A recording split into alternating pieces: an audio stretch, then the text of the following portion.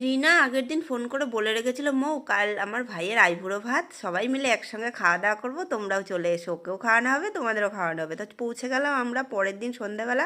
ঠান্ডার মধ্যে যাওয়ার সাথে সাথে রিনা বললো, মৌ একটু চা করে সবাইকে দাও। আমি গিয়ে একটু চা করে সবাইকে দিয়ে দিলাম।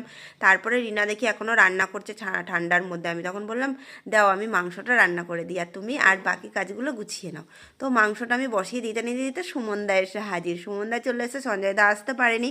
তারপর রিনা ফুল এনে রেখেছিল, একের পর এক খাবারগুলো ও বাটি করে এনে সাজিয়ে দিচ্ছিল, আর আমি সব ফুল দিয়ে সাজিয়ে নিলাম। তারপর ওর ভাইকে সাজিয়ে ঘরে খেতে দিল, আর বাইরে পঙ্কজ, গুড্ডু আর কৃষ্ণকে খেতে দিয়ে দিল। আর মেনুতে ছিল মাছের মাথা দিয়ে ডাল, চিংড়ি মাছের মালাইকারি, খাসির মাংস, চাটনি, পায়েস, দই, রকমারি মিষ্টি, অনেক কিছু। সুমনদা তো মাংস খেয়ে ফিদা একদম। সুমনদা ভাত খেলো না, না খেয়েই চলে গেল, শুধু মাংস খেয়েই চলে গেল। তারপর আমরা সবাই মিলে একসাথে বসে খাওয়া দাওয়া করে সোজা চলে গেলাম বাড়ি।